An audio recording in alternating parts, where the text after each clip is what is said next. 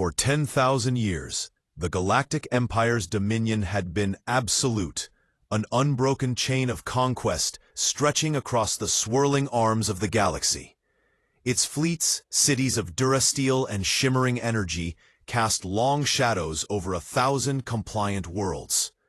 On the throne world of Dorn Prime, encased in a spire that pierced the heavens, Emperor Dorn gazed at the star maps flickering in the perpetual twilight of his chamber. A profound, yawning boredom had settled in his bones, the legacy of centuries too easily won. The stars had grown quiet, the challenges extinct. His empire, a magnificent and stagnant beast, hungered not for more resources, but for a reason to remember its own might. Then, the silence broke. Like, subscribe, and share this epic tale of defiance. Comment below, would humanity bow, or would they fight? Your Magnificence. The voice was a graveled echo in the vast space. General Pike, a mountain of a man etched with the scars of forgotten campaigns, knelt on the polished obsidian floor. Long-range Auspex scans in the isolated reaches of Sector 7 have registered a anomaly. A life-bearing world classed as primitive. The indigenous taxonomy, human. They name their dirtball Earth.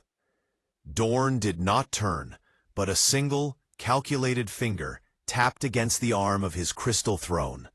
A sound like a cracking glacier. Detail. Basic fission propulsion. Limited extraplanetary presence. A single, struggling colony on a rust-colored rock they call Mars.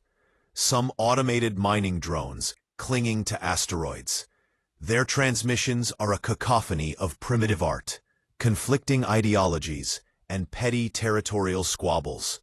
They are fractured, unaware. Pike's report was dismissive, a clinical pronouncement of insignificance. A slow, cold smile touched the Emperor's lips.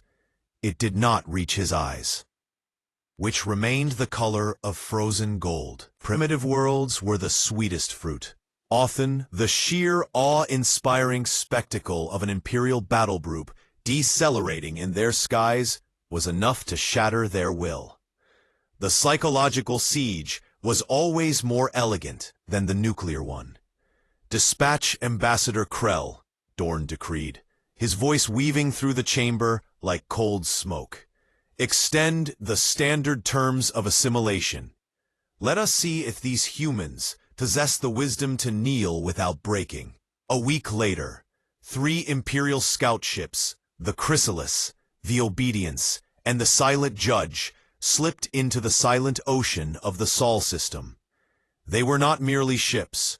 They were arcologies of war, their silver hulls swallowing the sunlight, casting the asteroid belt into premature night. On Earth, the silent ballet of satellites stuttered. Radar arrays across the globe dissolved into screaming static. Then the message arrived, clean and digital, translated into every major language. A diplomatic envoy requests audience. Panic, cold and sharp, was a luxury for the public. For the leaders gathered in the fortified Situation Room buried deep beneath Geneva, it was a fuel. President Ilera Ward, her face a mask of calibrated calm, watched the feeds. The alien vessels hung beyond Luna's orbit, motionless and monstrous. "They're not hiding," observed Defense Minister Carl Taylor, his voice tight. "They're displaying. This isn't a visit, it's a diagnosis."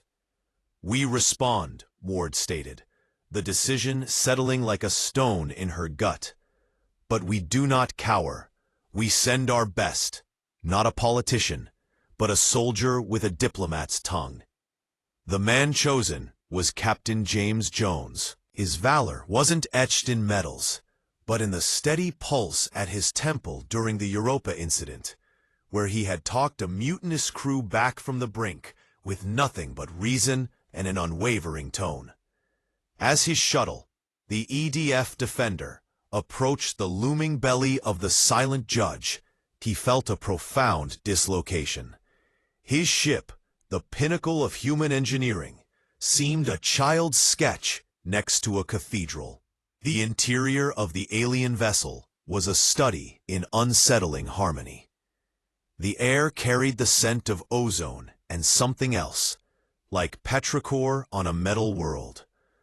The walls glowed with a bioluminescent pulse.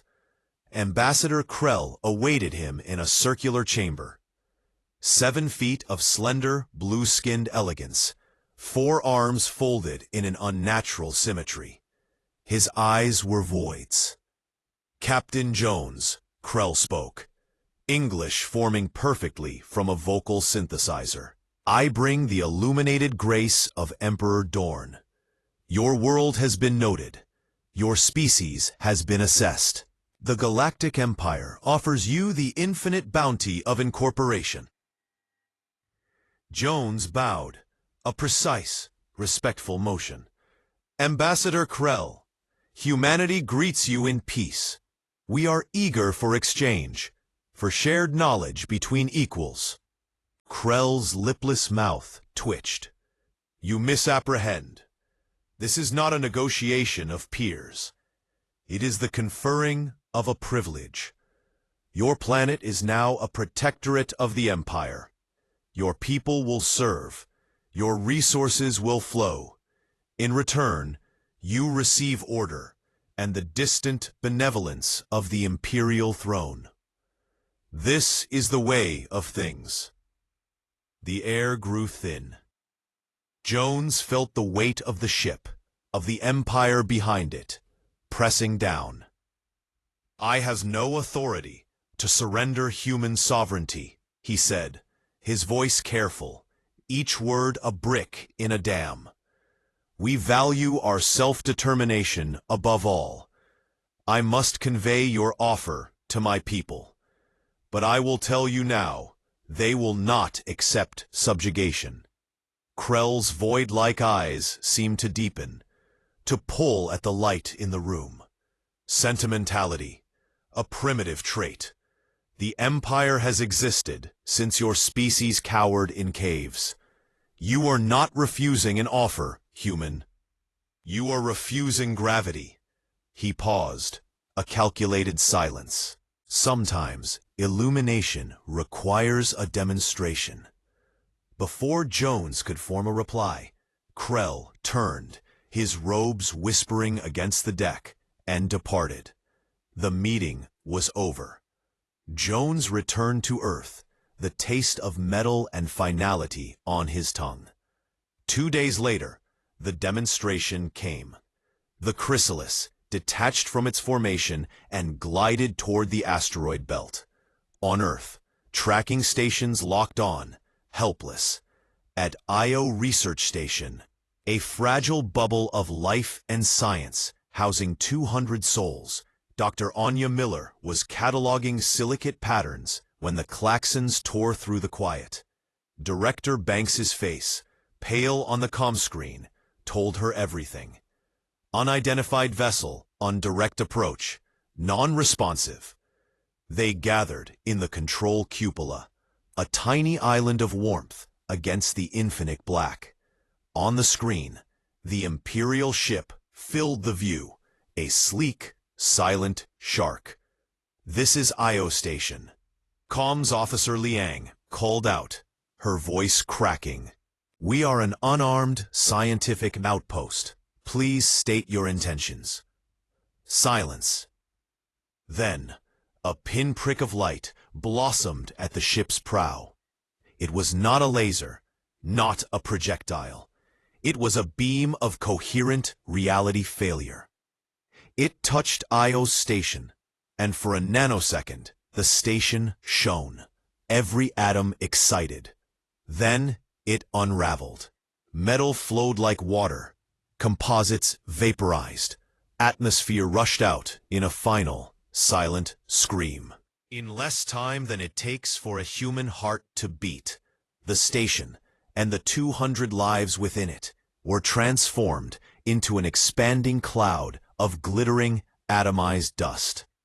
On Earth, in the stunned silence of the Situation Room, the feed from the long-range telescope went white, then dark. The cloud drifted, a funeral shroud against the stars.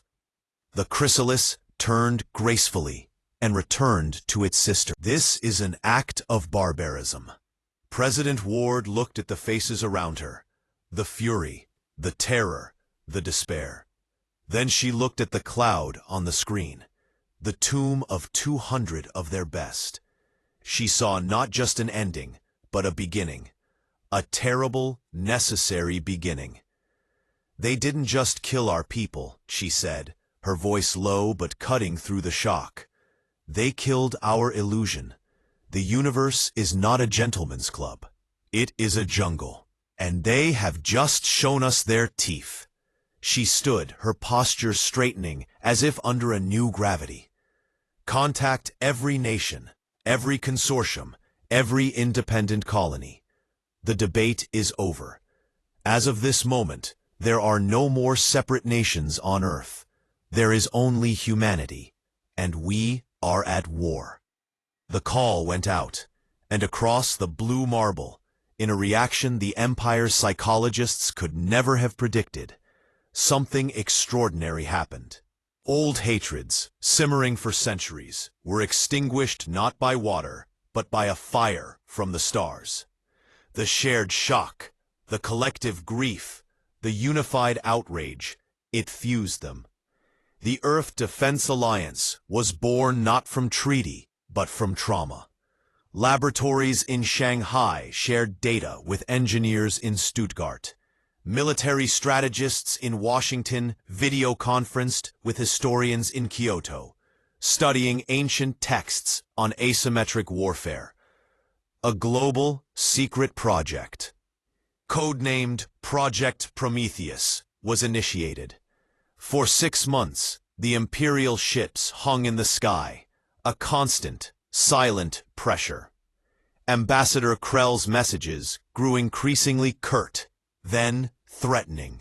Earth's governments offered only vague requests for clarification, playing for the one resource they desperately needed: time.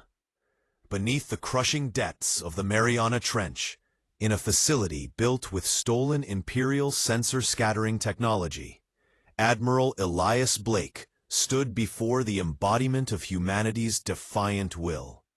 It rested in a dry dock, a stark, angular shape against the glow of arc lights.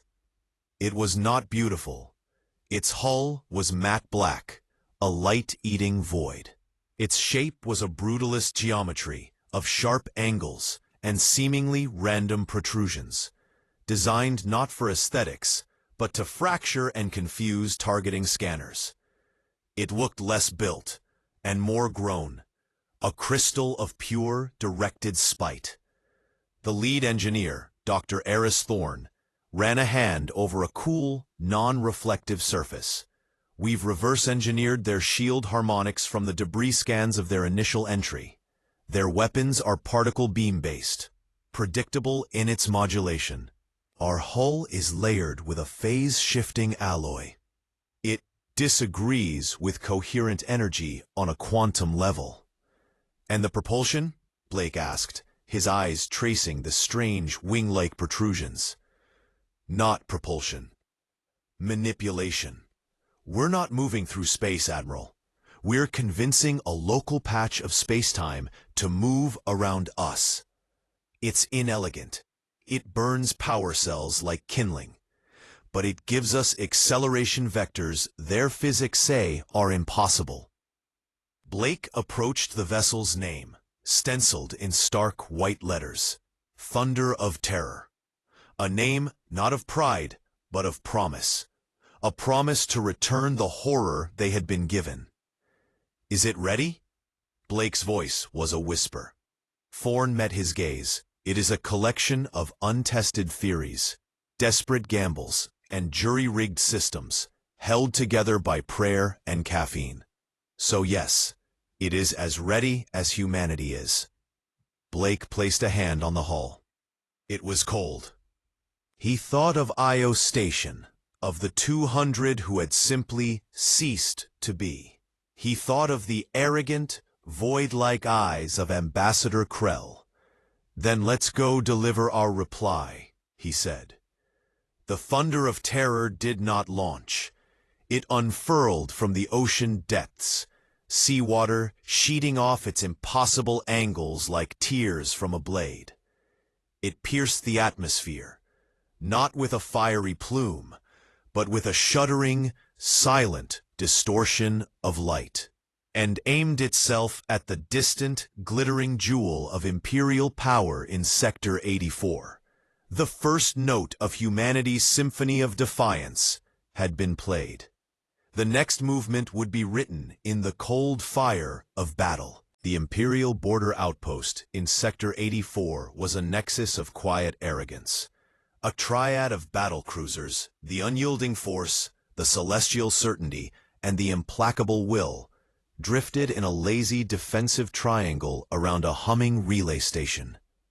For Commander Vex, a veteran whose career had been a slow, comfortable climb through centuries of predictable patrols, this posting was a form of semi-retirement. The greatest excitement was cataloging new stellar phenomena, until his sensor officer, a young Dorelian named Tull, flared his nasal slits in confusion.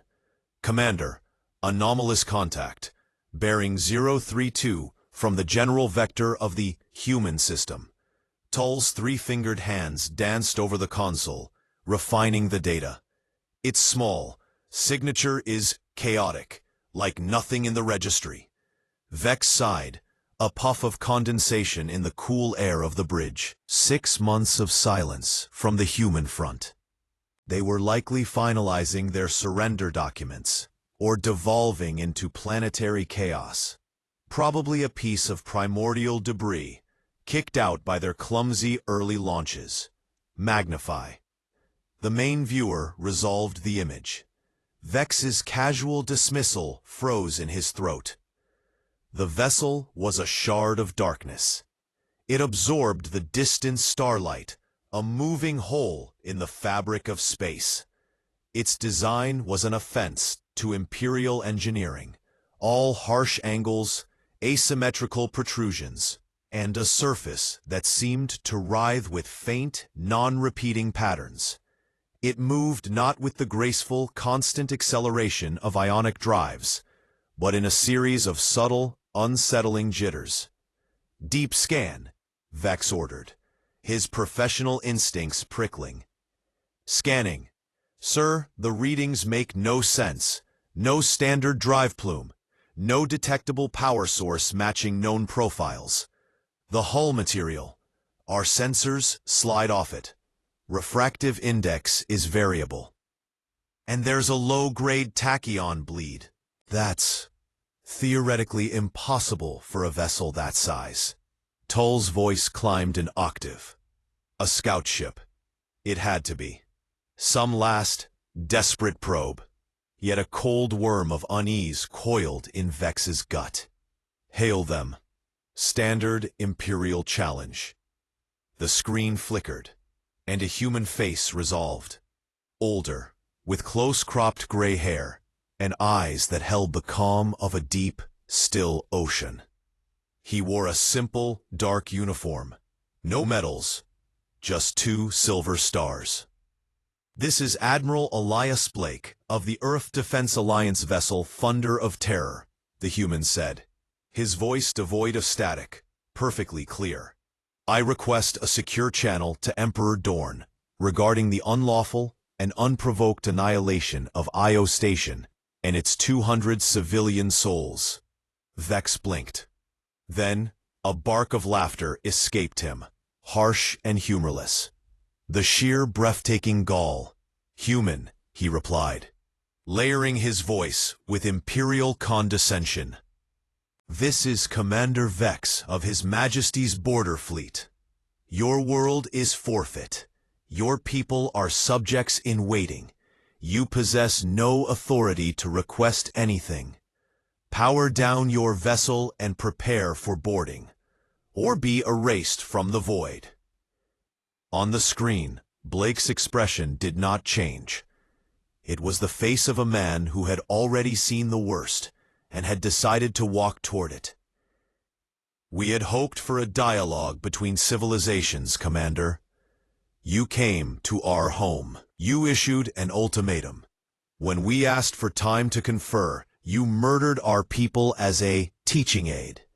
I am here to return the lesson." Vex's patience, thin at the best of times, snapped. "You have 1 standard minute to reverse your vector. The consequences of defiance have already been demonstrated. Would you like a personal refresher?" "I understand," Blake said, and the channel closed. The minute stretched, silent and heavy. The dark ship continued its unwavering approach. "All batteries, lock on," Vex commanded, the familiar ritual of power calming his nerves. "Fire!" Space ignited. Lances of brilliant blue-white energy, the focused heart of dying stars, speared from the 3 Imperial cruisers. They converged on the tiny, dark speck with mathematical certainty. The thunder of terror moved. It did not bank or turn. It flickered. One moment, it was at the predicted coordinates. The next, it was 5 kilometers starboard, the energy beams tearing through empty space where it had been. The maneuver was not smooth. It was a violent, instantaneous translation that defied inertia. "What in the endless void?" Vex breathed. "It's accelerating, heading directly for celestial certainty," Tull shouted. The Imperial cruiser, a behemoth 50 times the mass of the human ship, swiveled its batteries. A storm of fire erupted from its flanks. The human ship danced through it. Its movements were not the predictable arcs of Newtonian physics, but a series of staccato, impossible jumps, up, down, port, starboard, as if space itself were a lattice and it was hopping between nodes. Beams meant to vaporize it, missed by meters, then centimeters, but never connected. "It's toying with us," the weapons officer snarled. "Close-range point defense. Don't let it touch the hull," Vex ordered, a primal warning screaming in his mind.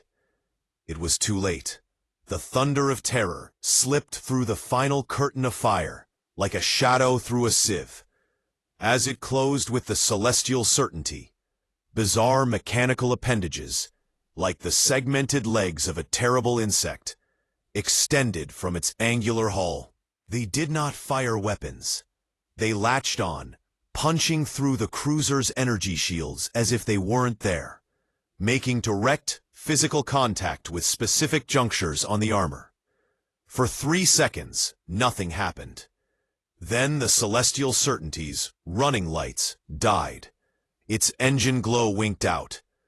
The subtle hum that vibrated through the fleet's comms link, the sound of a living starship, went silent.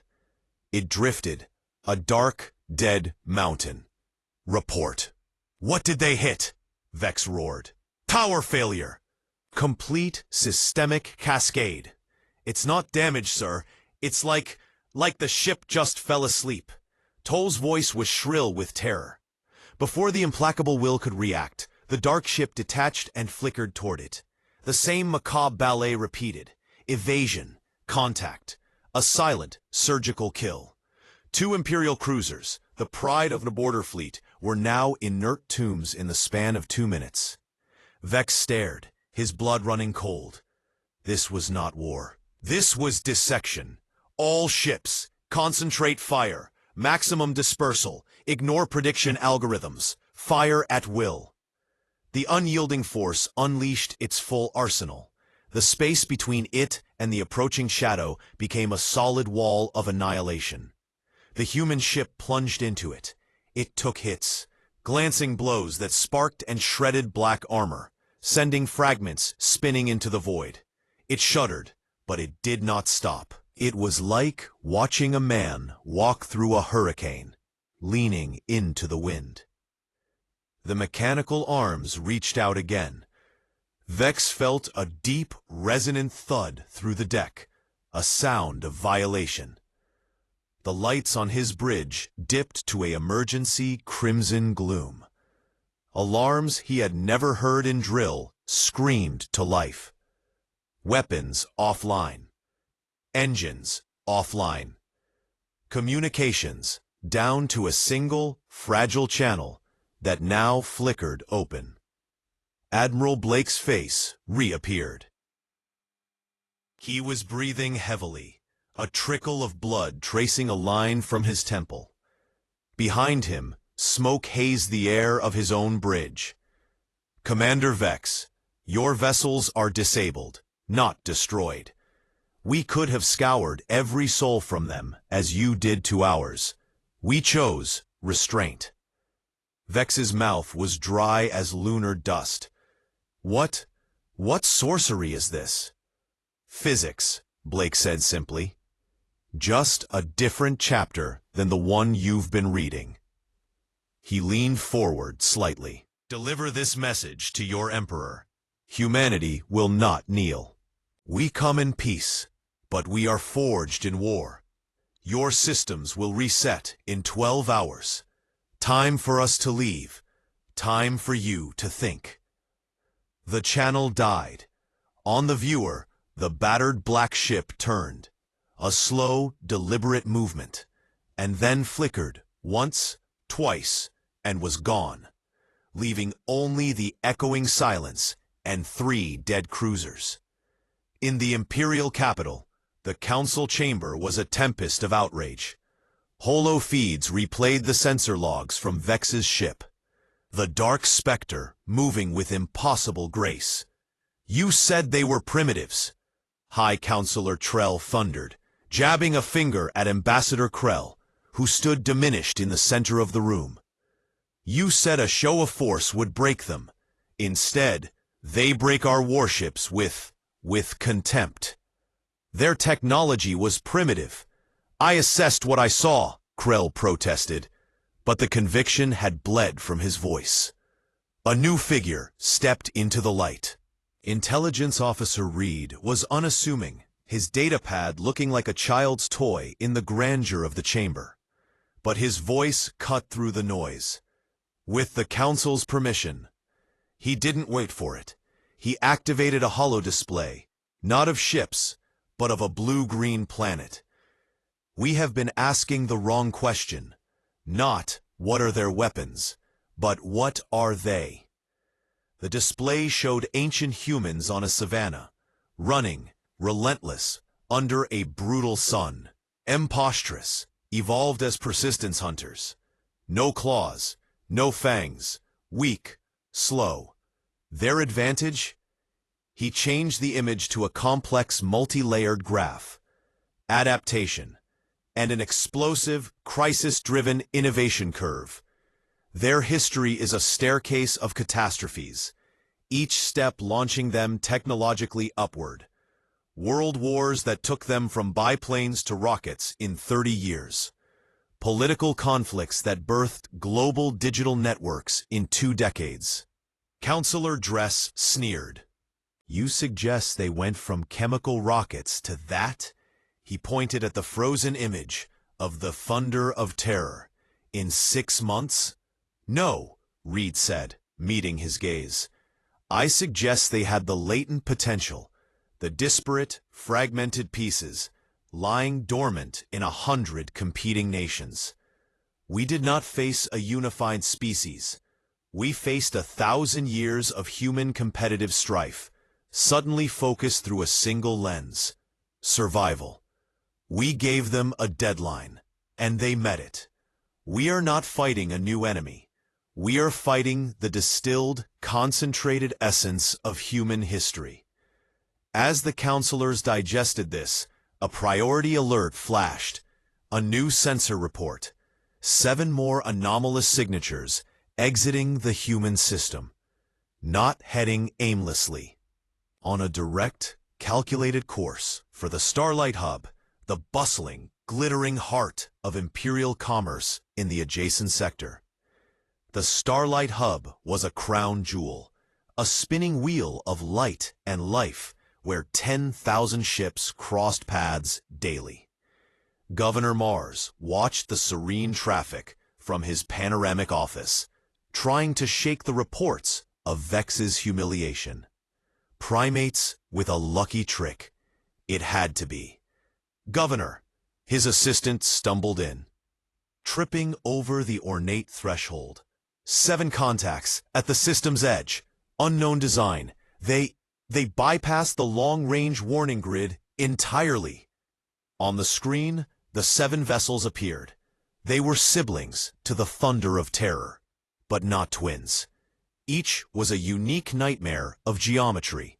One shaped like a twisted helix, another like a fractured crystal, a third like a series of disjointed cubes. They moved in a loose, fluid formation that made no tactical sense. "Hub Defense Fleet, intercept," Mars barked, the order triggering a symphony of alerts across the station. 15 sleek Imperial destroyers moved to form a glittering wall of defiance between the hub and the intruders. On the lead human vessel, the Event Horizon, Admiral Chloe Miller watched the Imperial response unfold, exactly as wargamed, in 100 simulations. "Phase 2, she said, her voice calm. Across the 7 human ships, bulbous protrusions on their hulls began to pulse with a deep, angry crimson. Imperial sensors screeched with overload warnings, unable to classify the energy signature. The Imperial Fleet Commander, adhering to doctrine, fired warning shots, brilliant beams that passed harmlessly ahead of the human formation. The human ships did not deviate. Instead, their hulls rippled, releasing thousands of small disc-like objects that scattered into the void like metallic seeds. They arranged themselves in a vast, shimmering lattice between the fleets. "Fire for effect," the Imperial commander ordered, a note of panic creeping in. The full fury of 15 Imperial warships erupted, a cataclysm of energy capable of boiling away atmospheres. It struck the lattice and was absorbed, not deflected, not stopped, absorbed. The lattice glowed, feeding on the fury, growing brighter. On the hub, Governor Mars watched, his jaw slack. "The defense grid. Activate the planetary cannons." The hub's own massive batteries, designed to shatter moons, powered up and fired. This time, the human response was different. From their ships emerged smaller, dart-like projectiles. They did not attack the beams. They rode them, surfing the torrents of energy back along their paths at impossible speeds. Each dart found a weapon emplacement on the hub's surface and detonated with a precise, non-nuclear flash. One by one, the mighty cannons fell silent. The 7 dark ships now glided through the powerless Imperial fleet and took up positions around the hub, a silent, angular constellation. A single unencrypted channel opened to the governor's office. Admiral Miller's face appeared. She looked weary, but resolute. "Governor Mars, your hub is unharmed. Your people are safe. For now." "What is the meaning of this?" Mars spluttered, clinging to protocol. "You attack an Imperial trade hub." "We have attacked nothing. We have defended ourselves against your attack," Miller corrected mildly. "We are here to send a message, one you will deliver to Emperor Dorn."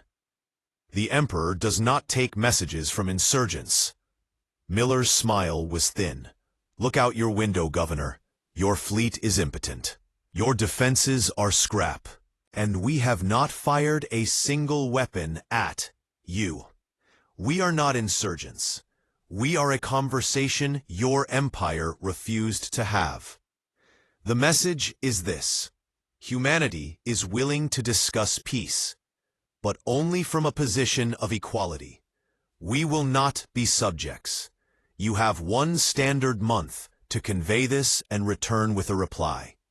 Silence will be interpreted as a declaration of total war. The channel closed. The 7 ships, their strange lattice of disks retracting, gathered. Then, in a coordinated maneuver that twisted local space into a visible ripple, they vanished. In his palace, Emperor Dorn reviewed the footage from the hub, then the footage from Vex's crippled fleet. The council raged around him, voices demanding obliteration, calling for the Planet Cracker siege engines to be unleashed. Dorn raised a hand. The silence was immediate and deeper than before. He looked at Intelligence Officer Reed. Your analysis, fully, now. Reed bowed. Your Majesty, we are not fighting a navy. We are fighting a phenomenon. Human unity is their ultimate weapon, and we forged it for them. They do not have a standardized military-industrial complex. They have 10,000 brilliant, desperate minds, throwing every radical idea at the wall. Most would fail. They only need a few to stick. And they have. Schematics stolen by deep penetration drones, images of human shipyards. They are not building copies of the thunder of terror. Each new ship is a new experiment, a new theory of warfare. They are evolving faster than we can analyze. Your recommendation? Dorn's voice was a whisper, but it filled the chamber. Reed took a breath that felt like his last. We have 2 paths. 1. Commit the entire 1st and 3rd fleets immediately. Burn their world to cinders before their evolution outpaces our ability to contain it. Ensure no human, no blueprint survives. And the 2nd? Dorn prompted, his golden eyes locked on Reed. The 2nd, Reed exhaled. We do something the Empire has not done in recorded history. We negotiate, not from strength, but from respect. We recognize a peer. The chamber exploded anew. Heresy, weakness, they are animals. Dorn listened to the fury. He looked at the frozen image of the thunder of terror, a scarred, ugly, magnificent testament to defiance. He thought of 10,000 years of unchallenged rule. He thought of the silent, dead cruisers and the unharmed, humiliated hub. Prepare the fleets, he said finally, and a wave of grim satisfaction washed over the Hawks. But then he added, and prepare a diplomatic channel, encrypted, highest priority. He stood, his presence dwarfing them all. We will probe their defenses with one hand, and we will see if they are truly a peer or just a uniquely stubborn pest with the other. It was a decision born of supreme confidence. It was the last mistake he would make from a position of unquestioned power. The Imperial Palace on Dorn Prime was a fortress of the mind as much as of matter. Its spires were declarations in crystal and alloy. Its security grids were whispered legends.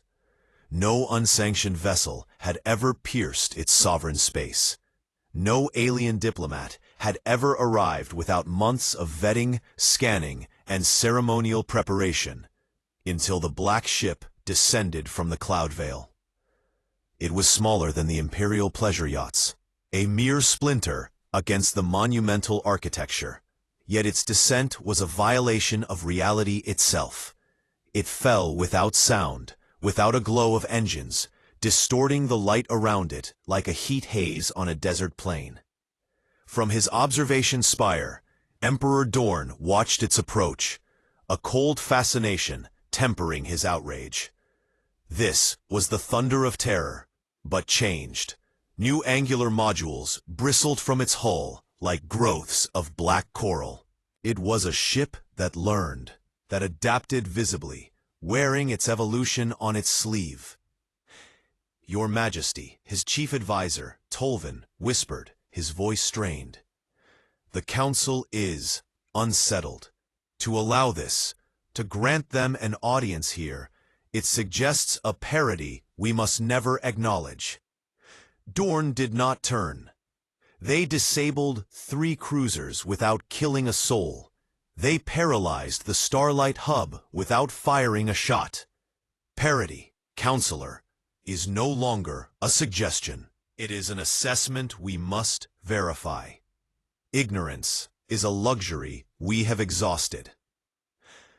The angular ship settled in the grand courtyard, its landing struts touching the iridescent pavement with a whisper. A hatch opened, not with a hydraulic hiss, but with a series of segmented plates sliding silently aside. A single figure emerged. Ambassador Linnea Wilson was a study in calculated understatement, tall, with dark skin and close-cropped silvering hair. She wore a simple, tailored suit of charcoal gray. A single platinum pin, an abstract rendering of Earth, gleamed at her collar. She carried no weapons, no obvious tech. Her only shield was her demeanor, an absolute, unnerving calm, as a phalanx of Imperial Guard, their energy pikes humming, surrounded her. The audience chamber Dorn chose was not the grand hall of 1,000 suns. It was the mirror room, a private space where the walls were polished black stone, reflecting infinity. Here, he would see not a representative of a people, but the being itself, multiplied in the dark glass. Wilson entered, offered a precise, respectful nod, not a bow. Emperor Dorn, thank you for the audience. Your method of requesting it was emphatic, Ambassador Wilson. Dorn remained seated, his form reflected 100 times around her. You have the attention of the Empire. Speak your piece. We seek a lasting peace, she began, her voice clear in the acoustically dead room. But the peace we seek is not one of master and subject. It is one of mutual sovereignty.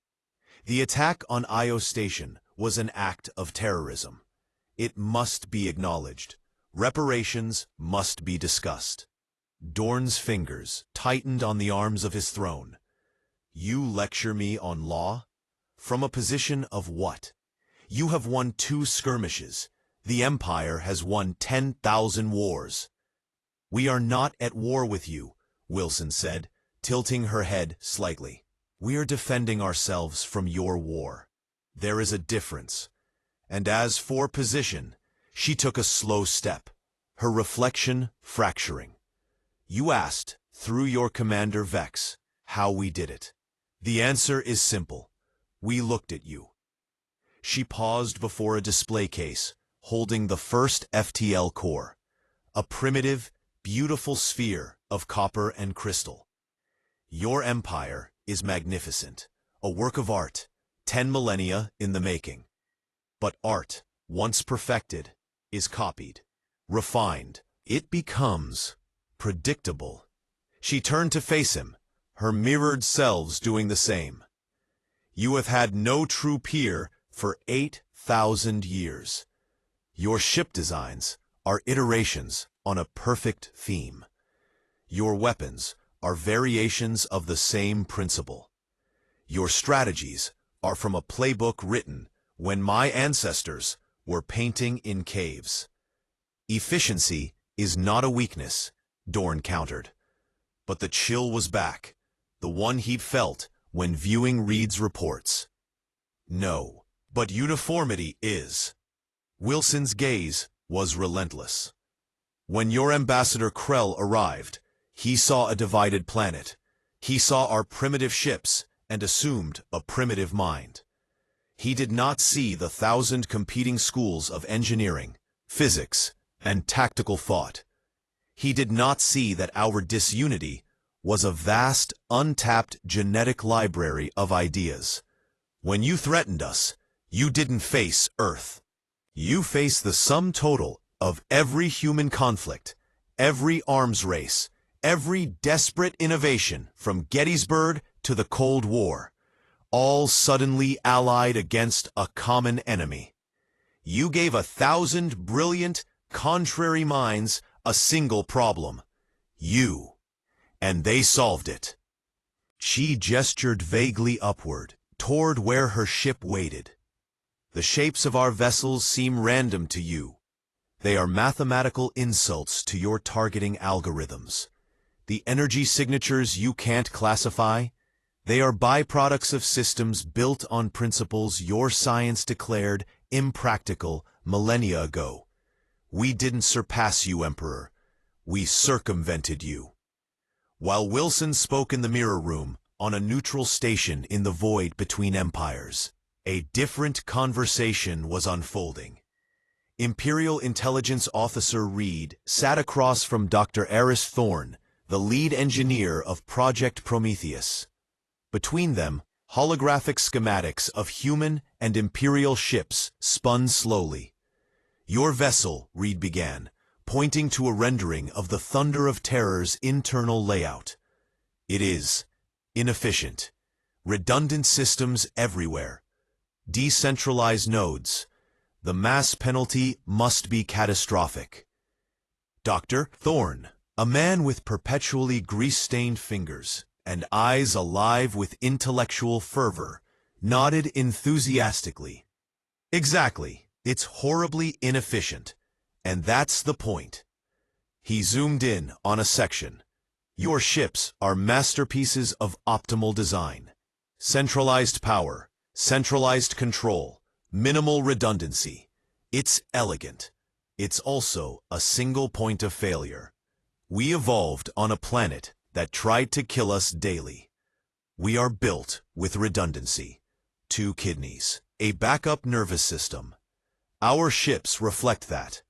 We assume everything will break, so we build it to keep working when it does. Reed stared, a fundamental assumption cracking. You sacrifice victory for survival? Survival is victory, Thorne said simply. Your philosophy is the dueler's perfect thrust. Ours is the brawler's will to stay standing. You aim to win the battle. We aim to outlast the war. He brought up another schematic. This one of the disc lattice used at the hub. You see a weapon. It's a battery. We absorbed your fire, stored it, used the energy to power our next move. You fed us. Back in the mirror room, Dorn had risen, pacing before the infinite reflections. You suggest we simply walk away, that the Empire for the first time retreats? I suggest you evolve, Wilson said. Trade with us. Exchange knowledge. Forge a mutual defense pact. The galaxy is vast. Surely there are threats greater than a single, stubborn planet that wishes only to be left alone. Or, Dorn asked, the threat hanging in the air? Or you commit to a war of annihilation. You will likely win. You have the ships, the resources, the millennia of industry. Wilson met his eyes, her reflection a legion of steady gazes. But you will not win the war you expect. You will not fight a navy. You will fight a virus of ideas. You will fight ships that shouldn't work. Weapons that break your understanding of physics. Tactics that defy your doctrine. You will win. But the cost? The cost will be a galaxy that learns the Empire can be bloodied. It will be the end of 10,000 years of invincibility. Is our submission worth that stain?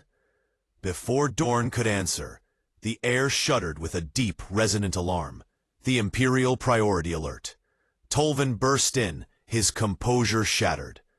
Your Majesty, sensor grids in Sector 5, the primary shipyard. 30. Unidentified vessels have just appeared at the perimeter. They match the human signature. Dorn whirled on Wilson, his golden eyes blazing. Your peace talk is a ruse, a distraction while your fleet positions for a strike on our greatest military asset. For the first time, Wilson's calm fractured. It was not fear, but surprise. No, our agreement was for a ceasefire during this dialogue. This is not our action. Admiral Blake is hailing you directly, Majesty, Tolvin said, his voice trembling. Put him through. Admiral Blake's face, older, warier, but with the same deep-water calm, appeared in a hologram. Emperor Dorn, my apologies for the dramatic entrance. My ships are holding position, weapons cold. You surround my shipyard, Dorn said, each word an icicle. I am ensuring my ambassador's safe return, Blake replied. And I am providing a final, unambiguous data point for your assessment. You have a choice. You can see 30 warships that appeared from nowhere, inside your most secure defensive sphere, as a threat. Or you can see them as proof. Proof that we are not what you thought. Proof that the old rules no longer apply. He paused. The question, Emperor, is not whether you can crush us. It is whether you can afford to try. In that moment, Emperor Dorn, ruler of 10,000 suns, faced the abyss of true uncertainty. He saw not a primitive species, but a reflection of something ancient and terrifying in the universe. The power of desperate, unified innovation. He saw the end of an age. Stand down your fleet, Admiral Blake, Dorn said, the words tasting of ashes and dawn. Ambassador Wilson, we have much to discuss. The armada that jumped into the Sol system was a sight to burn itself into history. 500 Imperial warships, the combined might of the First and Third Fleets, a wall of polished fury stretching across the dark. Grand Admiral Vex, on the bridge of the Super Dreadnought, Inevitable Victory, felt the old certainty return. This was the language the Empire understood. Overwhelming, decisive, final. All ships, form battle lines Sigma, he commanded. Scanners active. Find their fleet. But space was empty. No defiant human wall greeted them. Only the distant, quiet gleam of Earth and Mars. Sir, contacts, lunar orbit, 30 vessels just sitting there. On the tactical display, the human fleet appeared. They were not in a defensive line. They were scattered in small, irregular clusters, like debris or a crude attempt at stealth. To Vex's tactical eye, it was amateurish, even pathetic. They're trying to hide in plain sight, his second-in-command sneered. Desperation. All ships, advance, Vex ordered. Weapons free, wipe them from the sky. The Imperial juggernaut began to move, and then the human fleet dissolved. The clusters broke apart. 30 ships became 30 individual streaks of darkness, accelerating, not away, but into the heart of the Imperial formation.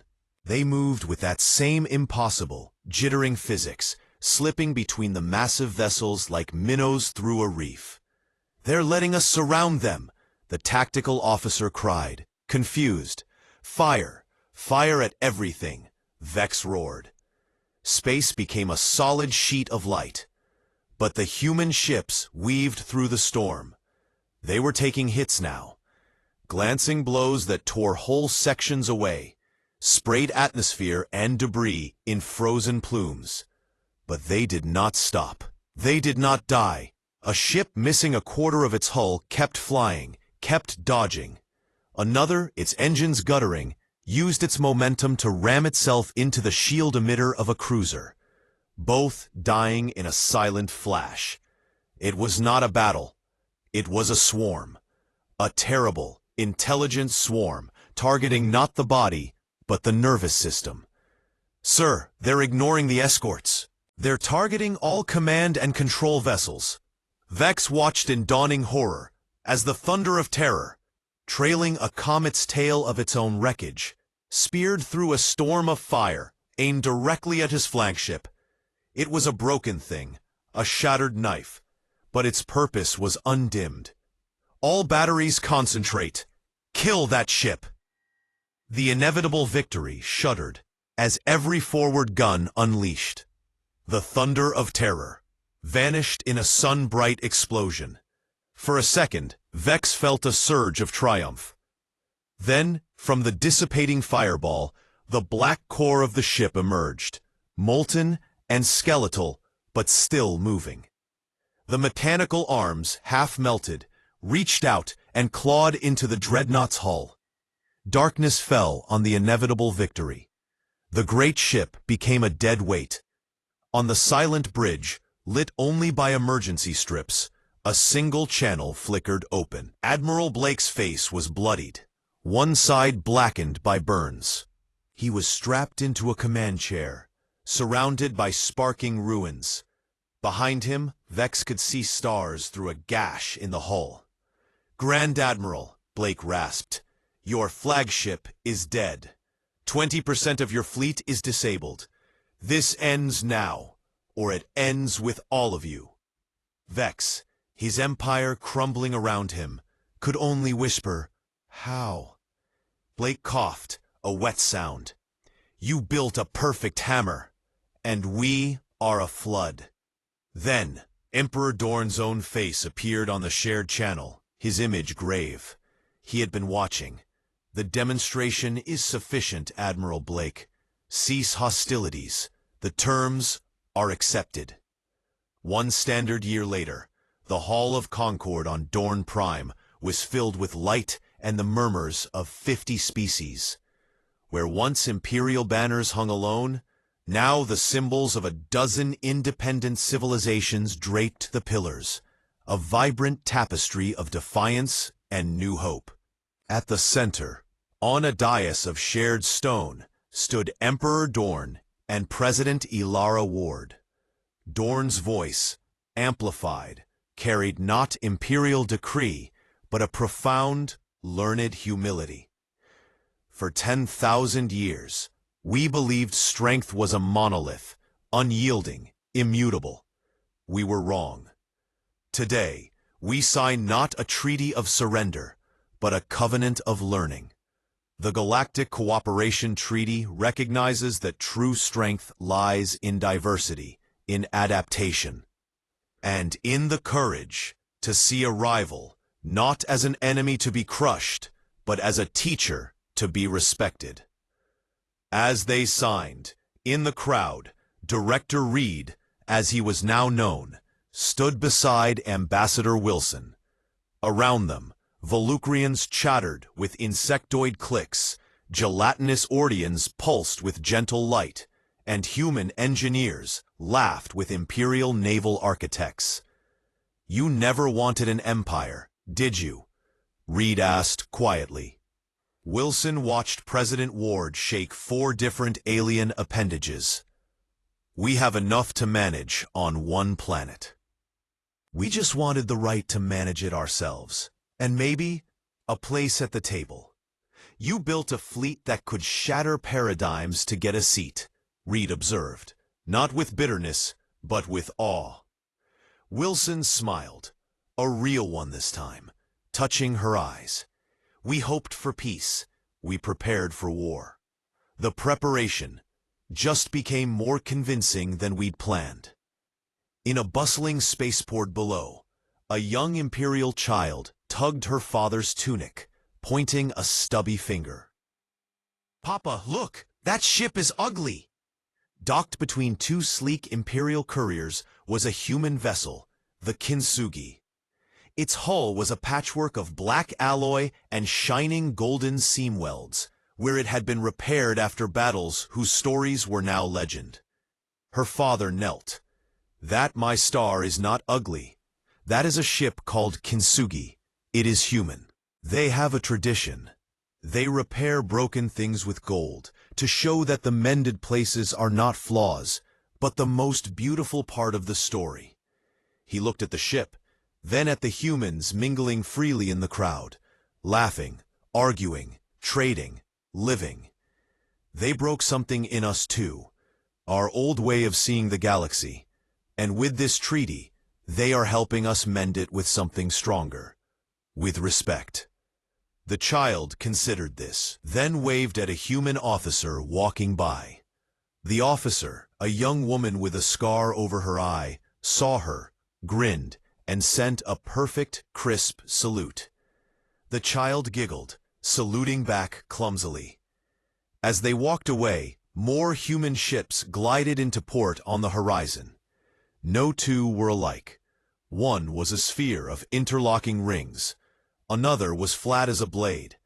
A third shimmered with a heat-haze distortion. They were not a fleet. They were a conversation. A loud, brilliant, endlessly creative argument against oblivion. The Galactic Empire had ruled for 10,000 years, a slow, grand river flowing through time. Humanity had been a lightning strike, and in the year that followed the flash, the entire galaxy had learned to see in the new, startling light.